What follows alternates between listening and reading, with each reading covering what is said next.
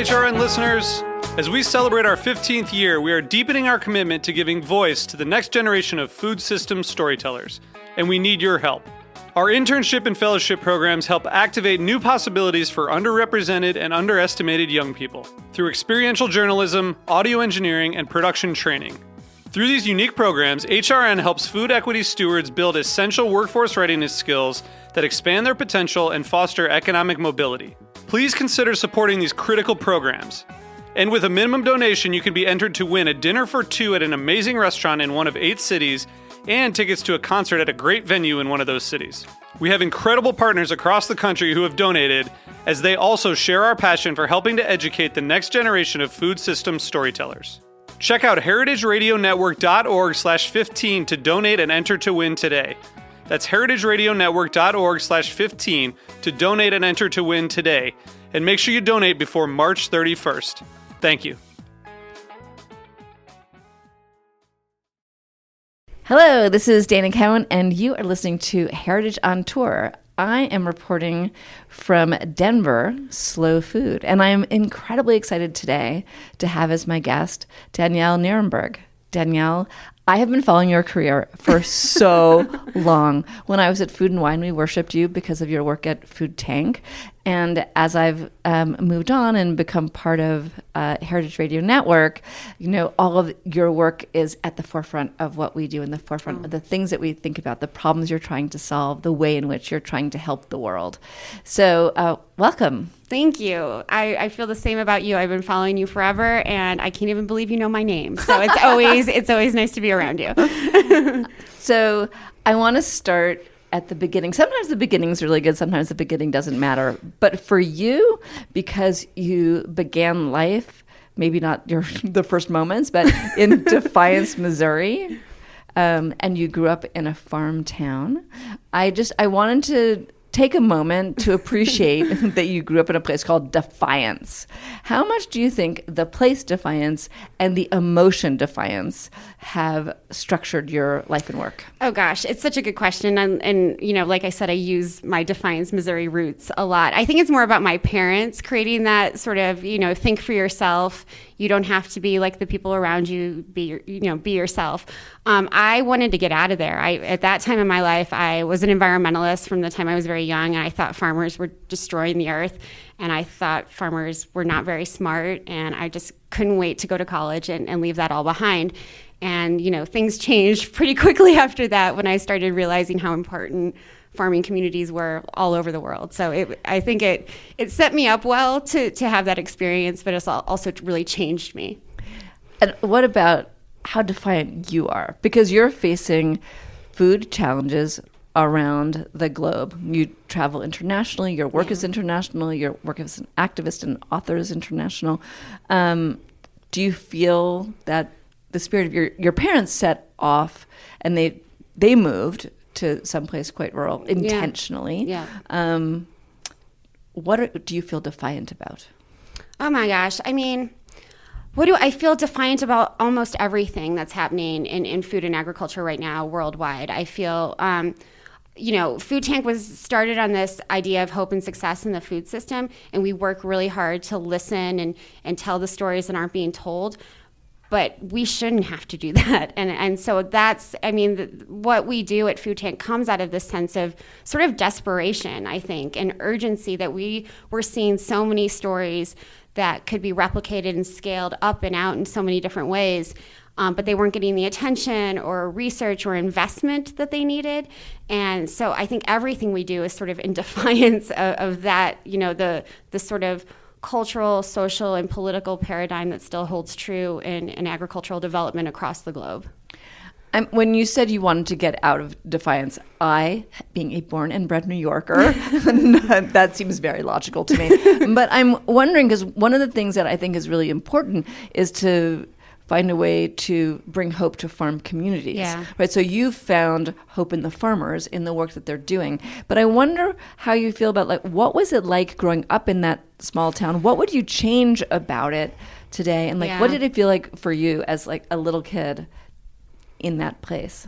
I mean, I think I was just sort of always, you know, a unique kind of misfit. And I was, reading different books and saying different things. And it didn't make me better or worse. I just had a hard time understanding that community. And I think my sister was much different. She, fit in a different way than I did. And it wasn't, until later that I looked back on that time and especially farmers' wives that my mom was hanging out with and how they socialized and interacted, that I realized how great, that small town. I mean, small towns have, their own sorts of weirdness and, aren't always that inclusive.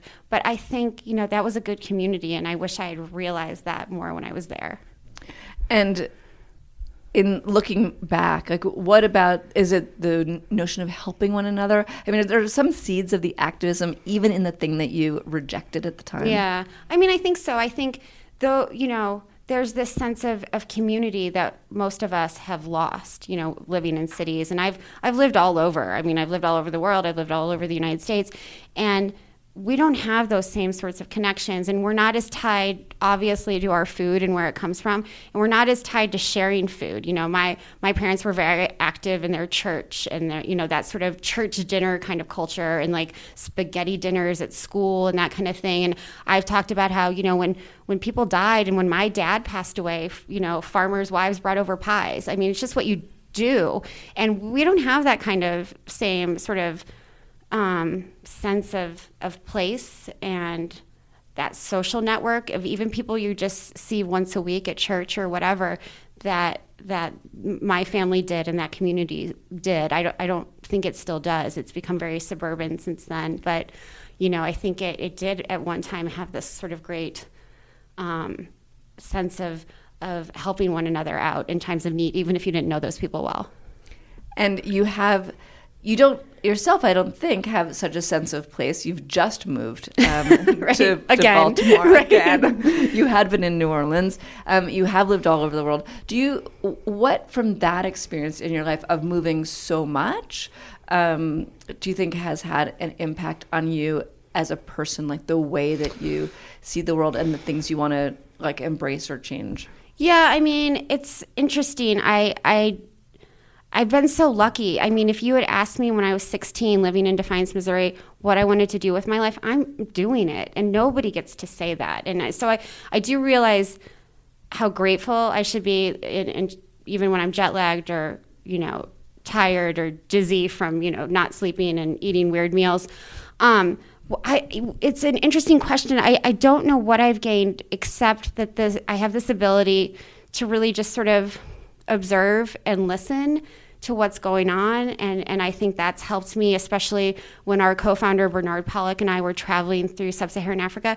I'm a journalist. I'm inquisitive in a lot of ways. I'm also a researcher. And so I like to ask questions. But I think listening to folks and sort of just sitting back and observing sometimes is better than interrogating them like I do with my little notebook or my recorder, And do you think the reason you answer that as part of how much you've moved around is that you're never in the place you're most comfortable, right? So you're most comfortable listening and not necessarily jumping in and this is my opinion. Right. I mean, I definitely have an opinion on so many things, right? But I think that the real knowledge around food and agriculture that I've learned has become from sitting on people's porches or in their fields with them or walking around with them and just sort of listening. And I think we don't do enough of that, especially in this very politicized, turbulent time. We are always attacking and not listening. So I try to do more of that. And sometimes I get criticized for it. Why didn't you ask this question? Or why didn't you do this? And, I don't always need to attack people. I'd rather learn about where they're coming from and try to encompass that into what Food Tank does. I was going to say, it's not as though that's your one and only opportunity. Right. Right. I mean, your brain becomes a repository for all these stories and all this information, and then it gets sorted and shared with people, but not in that exact moment in time. Absolutely. It actually, I could see the greater benefit of taking that and then adding it to everything you know. Absolutely. And also not alienating people that you're trying to work with, because alienating a community is an easy thing to do, and building trust is a very hard thing to do. Absolutely. And that's one thing that I've learned since 2016. If anything, that we can't alienate folks, especially in the food and agriculture community. I didn't realize until after the 2016 presidential election how many of Food Tank's members and supporters were actually Republicans. And it's like my eyes just went boing, and my head went back because we try to be non-biased, but I mean you can look at me and know what my political views are probably, and so she's wearing a flower dress, could go either way. She's got really good glasses, that could go either way, and her nails are done. So I don't know, maybe living in the South did me good, but I think being able to listen to different viewpoints, even when you don't agree, has served Food Tank well. I mean, I think that's why we're able to convene so many different stakeholders on stage at our events and, to talk to different people and have food justice advocates on the same stage with, big ag executives. I think it's a special place that we're able to bring those people together. I was going to ask you about exactly that, which is that you bring together people who have very different points of view, who really do not like being in the same room with each other. And if they were in the same restaurant, they would potentially walk right past. And you force them onto a stage. Yeah. Intentionally. So that's the forced part. But what happens? I haven't been to, one of your events. Gotta get you there. Yeah. And I'm curious because there is so little dialogue. There's a lot of monologue. I feel like everybody's a child and there's a lot of co-play. Yeah. So people can sit next to each other and they can talk. But it seems like your goal is to actually make them interact. Right. And I think it's in the uncomfortable. You were talking about how I'm uncomfortable probably because I move around so much. I think we all need to be more uncomfortable and have more uncomfortable conversations and to talk to people who we don't know, who we don't agree with, and not come to necessarily common ground, right? Nobody's ever going to agree on anything or everything, but to realize that nothing is black and white, especially when you're talking about the food system. There's a lot of nuance. There's a lot of gray area. Nobody's really good and nobody's really bad. There's a lot of in between. And, I have my favorite farmers. I have my favorite companies. But we need to be talking to everyone and literally bringing everyone to the table to sort of force them into that uncomfortable zone so that we can at least create the dialogue that I think is necessary, and I think a lot of people think is necessary to move the food system forward. So that brings me to the question, because I'm talking about parallel play. That's what it's called. It's not co-play, parallel play. So you have these people with different points of view, and in my experience, they don't move off their mark. Yeah.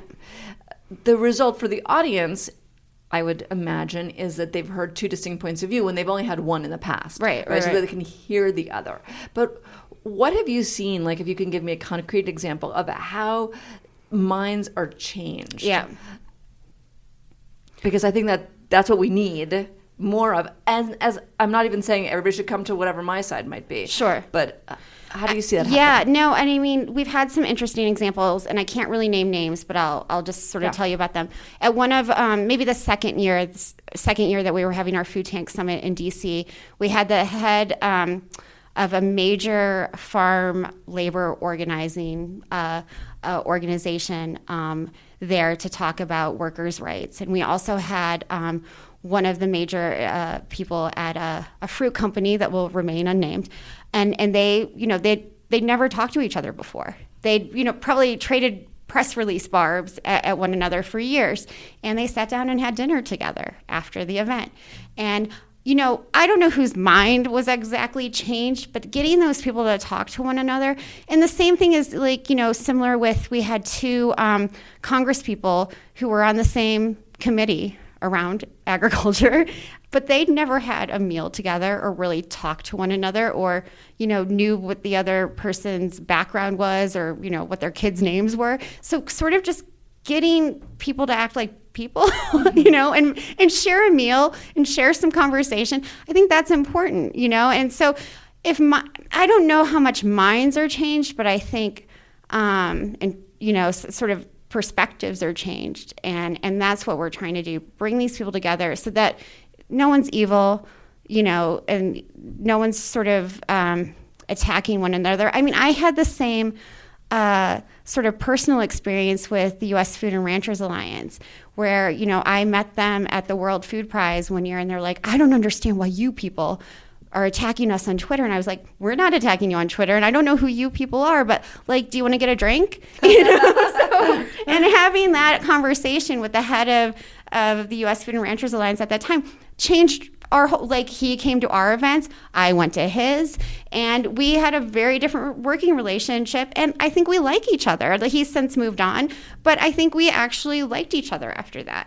So, you know, I think just understanding different points of view and understanding that the other person is actually a person. The and humanity actually is, Right. is important to recognize. Right. And also I think you feel like you can influence a person, you can't influence an ideology. Right. And so influencing cardboard's so much harder. Absolutely. So I know that you've worked around the globe with grandmothers, mothers, and kids. And I'm curious about so you're interested in gender as it relates to farming. And I'd love to know, because in America, it's not so much the tradition, but some of the extraordinary traditions that you've seen around the world that are inspiring. We're going to move to the inspiring part of the program, because you've done so much inspiring work around solutions and just bringing these stories to light. I think is so exciting. I don't know if it's so much around traditions, but just seeing how women, especially in sub-Saharan Africa, sort of organize themselves to, you know, create better lives for their kids, themselves. I've just never seen anything like it. You know, when we were in Ghana, I talked to some women who'd started a very small dairy cooperative, right?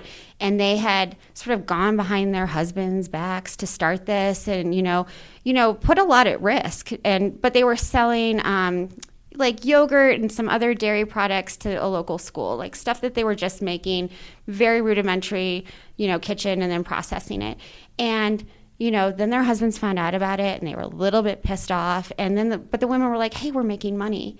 And so, like, once they saw, like, oh, this is a benefit, you know, the women they kept doing what they were doing, and then they had more leverage, you know, and they were able to do things that they weren't able to do before. And I see countless examples of that all over the world, how women are like taking a big risk, going behind their husbands' backs or their fathers' backs, and sort of, you know, ditching these cultural norms that they've grown up with, and really trying to make sure that they're protecting their own communities and their own resources. So it's been inspiring to see. And it's at every generation. Like I was very moved by the notion of the grandmothers. I don't know why that got to me, but just the notion of starting way back. I imagine there's some cultures where the women were doing all the farming anyway. Right. I mean, women, I think, you know, that's the misconception. We think of men on tractors, and it's really women who are growing a significant portion of food around the globe. 43% of food worldwide is you know, actually grown by women. That they make up 43% of the agricultural labor force. In some countries, it's up to 80% because of migration or HIV/AIDS or whatever. So we really have to realize that women are the backbone of food and agriculture, especially in the global South, and that if we don't invest in them and we don't, you know, make sure that they have great education and great resources, then we're really, you know, just sort of shooting ourselves in the foot, you know, because we need them to be producing food and be, you know, doing it in a sustainable and really educated way. So are you somewhere at the intersection of food and education in the global South? Like, does that... I mean, I think that's part of what we've been able to give a voice to those organizations that are working so hard in the global South. I think we've been able to become a platform for some of the awareness building that they need, you know, and it's not just farming organizations, it's research organizations that are not part of the consultative group on international agricultural research, the CGIAR, which has been sort of at the forefront of agricultural research for the last 60 years. You know, there are smaller research institutions, there are great universities in the global South who are trying to push a lot of education forward, and they don't get a lot of acknowledgement. I'm glad we just did in that case. And so one of the things that you try to do, as I understand it, is share the success stories, right? We hear so many, there's so much of a drumbeat of negativity, and really you think, well, the world indeed has a lot of problems.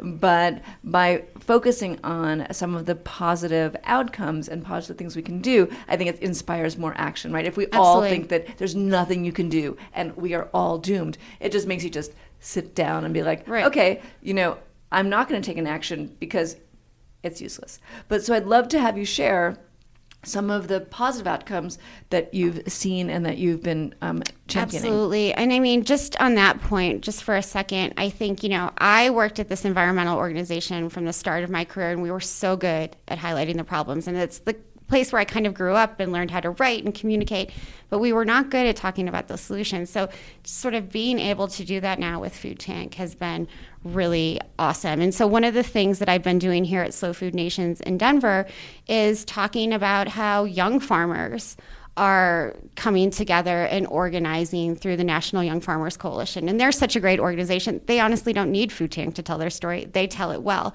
But being able to highlight what, Martine Lemos, the interim head of the National Young Farmers Coalition, or what people like Jacqueline Knost, who is a farmer with Nyman Ranch. She's 22. She just graduated.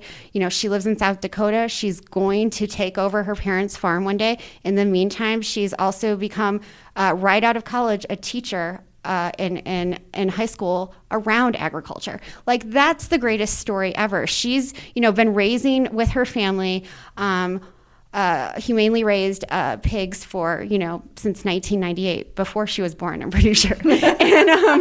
And to be able to carry on that tradition that her family has started, because they weren't always growing food that way or raising food that way, is really inspiring. So I think that, that's just one example of what Food Tank gets to do. we get to share those stories with our readers, or, on our podcast or in our events. And I think that's, the crux of why we're needed maybe right now. Let's talk about young farmers, because I put so much hope in them, but I'm also fearful that the work is very difficult, it's poorly paid, and not well supported. Yeah. How do we fix that? I mean, do you have a vision for that? I mean, I think so many people who are smarter than me have visions for that, but I think the policy needs to change. We were talking about student loan debt in this morning, and if we don't find a way to help kids, who want to go into agriculture, and maybe not just farming, but in advocacy or research or whatever, we need to find ways to help them cope with their student loan debt, because that sets you up for failure very on. If you're not able to take a risk farming, if you're not able to take a job that you really want because you have to pay all that student loan debt off, then we're not creating the atmosphere for young people in agriculture and food to do well. And so I think there needs to be, some real policy changes that help farmers do that, help young farmers do that, help them get access to land and mentorship and business skills. None of that's been set up. We've lost our extension services for the most part in the United States. We're not helping any farmers of any age anymore. We've seen the USDA disintegrate basically, and a lot needs to be reinstalled, and we need to go even further. When you think about all the challenges that we face, and you do look at the solutions, and you share the solutions through Food Tank's many ways of messaging people, I'm curious about the person behind all of that, because you're seeing so much hardship and you want so much change. I mean, how do you feel about that? Like anyone else, I think, who works in the food and ag world, you get depressed, right? You're seeing a lot of things that are scary and not going the way we'd hope they would go by 2020, right? And so I think, 20 years ago, when I was probably just at the beginning of all this, I thought 2020 would be very different. And not just like in a Jetsons kind of way, but like, that we would have made more progress on these things. And we would have made a bigger effort around climate change. I think back, to the last 2 decades. What if we had started what, there seems to be more momentum for now. But I have to remain hopeful, because like we were talking about before, I get to talk to these cool women all over the world. I get to talk to cool young people. I get to be inspired by scientists who are trying, to do all the things that we need to do to make the planet better. So I just have to keep doing that, I guess I'm just wondering about not to dwell on it, but I'm curious about the internal mechanism, because I think it's something that so many people who want to create change face, right? They face the depressing things that seem like the reality. And for them, they have to get out of the morass of that feeling in order to do something. And I'm just wondering if you've, come up with a way for yourself. Is it like blocking it out? Is it, making small steps and just saying, I'm going to do this small thing because I know that I can do it, and then it gives me the will to keep, not that you need the will, but that gives me the will to keep going. I'm wondering if there's some way you think about it in your own mind that in sharing with others, they'd be like, you know what, that makes me feel like I can go do that. I mean, it's the response that we get from our members and our readers and people who come to our conferences, because they're like, I never heard that before. Or, I learned something today that I'd never learned. And I think a lot of us who work in food and ag, and I'm including you in this, we sort of think that everyone knows what we have in our heads. And people are not thinking about food as much as I do or as much as you do every day, right? And so being able to like sort of see people, their eyes light up, or they get angry about something, or they ask a really good question. Like, in the panel I was at this morning moderating, like all these young people were asking really good, difficult questions. And that's everything, because people are questioning. If Food Tank wants, what we want is for people to ask more questions, right? And to be more informed. And so I think that's where it comes from for me, is being able to interact at conferences like this one and see what people are interested in, and then help them gain access to that information. I think I'm not even that smart. I'm just really a hard worker. And so I feel that was such a female. No. I don't think it's a female thing to say. I think it's like I've learned so much from the people I've met with, but I'm a really hard worker, and my team, and I mentioned Bernard Pollack before. Food Tank wouldn't exist if Bernie wasn't involved. So it's just being able to keep communicating these things, and the things that I've learned and the things that I've experienced. That's what keeps me going. I mean, there's really no other. It's not that I'm better than anyone or smarter than anyone. It's just that we have to keep doing this because the urgency of these issues is so great. So you're driven by the urgency and then the effect that you see in others. Oh, yeah. And it's the small things that are happening every day that those people are doing, that are making a big difference. It's not anything that I'm doing that's making the difference. It's what they're doing that helps make the whole thing, sort of keep going, and the awareness keep growing. And so that's why I'm so interested in young people, because they get to do that. They get to keep learning. Okay. And you get to keep learning too. And you do great work that shares great work, and that itself, it's like being an editor. The job of being an editor in a way seems like it's insignificant, but in a way it's choosing the stories for people to hear, which is really what you're doing. You're choosing the stories that then have resonance, that then changes lives. I know you spend a ton of time in sub-Saharan Africa, and you've traveled the world. Are there solutions to things that we face every day in the States that you've seen in other places that you think are great models that you want to talk about? I mean, I think that's such a great question, because I think what we've assumed in the United States and the global north is that we have so much to teach the rest of the world. And when you talk about climate change, especially like seeing agroforestry projects in Kenya or solar drip irrigation projects in Niger, one of the, if not the poorest country in the world right now, I don't know what the rankings are right now, and see them work is amazing. And then seeing it not happen here is confusing. And sort of the know-it-all attitude that we have in the United States about food production. And I don't think it comes from our farmers. I think it comes from a lot of our policy. I think there's so much to learn from farmers in the developing world. And if only we had more sort of, back and forth communication, and that's kind of what Food Tank tries to do, because we saw so much of that on the ground. Like, oh, why don't farmers in the U.S., do diversified cropping systems? Things that seem very simple, right? But, there are a lot of political things that keep and policy things that keep farmers in big ag here that they can't get out of. And it's not to blame farmers. It's to understand that they're facing a lot of obstacles that, were not put in place by them. They were put in place by either big corporations or big policies that farmers had very little to do with making. And when you think about, everyone who's listening, everybody can do something every single day. And I love the notion of the smallest unit of change that you can make. Yeah.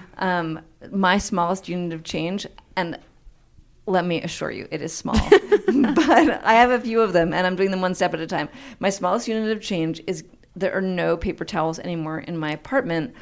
I tend not to use them, but, my husband will come home, or my daughter, no offense to you guys, but, there's just... Yeah. They just take them as though they didn't come from a tree, right? Which makes me bananas. So, I'm honoring the tree by no paper towels. And I also, I have a strange dual obsession. Well, an obsession that has it has a very dark side. My obsession is that I go to farmers markets, and every farmers market that I go to, I literally try to buy something from every farmer, depending on the size, right? Of course. But I don't need to eat that much food. I just want to support them. But what I end up doing, in fact, as my son pointed out to me really alarmingly, is you're just creating waste. So you're, helping feed a farmer, but you're actually contributing to the 40% of food that's wasted in America today. So my small goal, once we totally accomplish only, bamboo and sponges and no paper towels anywhere, is going to be this small act of right-sizing my farmer's market problem. Sure. I'm curious if you have any of those small things. I have such a similar problem because I love food, and all I think about is food. And I go to the farmer's market, I go to the grocery store, and I'm obsessed with, I like abundance, right? Like a lot of Americans. But I travel all the time. And my husband, he's awesome, but he really doesn't cook that much. And he eats out a lot when I'm gone, especially. So I'll come home and either everything had to be tossed or composted or whatever, or, it's still sitting there and you don't know what to do with it. So what I've tried to do is buy less and freeze more. And it's been really hard for me because maybe in my past life, I was hungry all the time because I want that abundance of food. So that's been a struggle for me, and one that I've had to sort of battle with my whole adult life since living on my own, So sort of a similar problem. So just learning to make big batches of food and freeze them and then also eat them. That's the problem, because I've done that too. Right. Oh my gosh, there are so many tops of vegetables in my freezer for the pesto and for the broth that I'm actually never going to make. But I have such good intentions. I mean, we all do. And I think giving ourselves a break, I feel like so much onus is placed on consumers in this country. You need to solve all of these food problems. They're all your fault. You have to give yourself a break and remember that food is meant to be enjoyed. No one knows that better than you, right? Food is meant to be enjoyed and loved. And so, give yourself a break. Do the best you can. Support your farmers, but also realize that you can't buy everything maybe. But I think it's also, we have to give ourselves a break. I think that's a lovely way to end. I always ask on my show, so I'm going to ask you here to pay it forward to an extraordinary woman you admire who is working in food locally, in this country, globally, someone who you feel deserves more recognition for the extraordinary work that they do. I mean, I don't think she needs more recognition, but I'd love everyone to know more about her. I mean, I wouldn't be who I am if I hadn't read Frances Moore Lapé's book when I was 15 years old, Diet for a Small Planet. If I hadn't been sitting in my bedroom that my mom had so lovingly decorated with cool things and read that book that I ordered, not online, but ordered from the back of a magazine where you filled it out. Yeah. I remember when you could do that. And so I am so, grateful that she wrote that book, that she has continued all this amazing work around democratizing the food system, that I know her, that she also knows my name. That was one of the greatest moments of my entire adult life, was meeting her in person. And then knowing her daughter, Anna Lapé, really well. It's just been such a privilege. And so I'm grateful for her almost every day. Tell people a little bit more about her, because the book title says quite a bit, but I'm not sure. She has achieved a very high level of fame, but it's also not so recent, and people's memories aren't very long. Right. So she wrote this book, I don't know, maybe 1970. And she was just doing all this research around food production. And she was one of the first people to identify that, industrial meat production is not that great for the planet because the conversion rates are not that great. She, with her former husband, Mark Lapé, started Food First, which then became this great policy and advocacy organization. She started the Small Planet Institute and then the Small Planet Fund, which funds small projects all over the globe. She's written countless books, with her daughter and without, and so just has been an amazing advocate.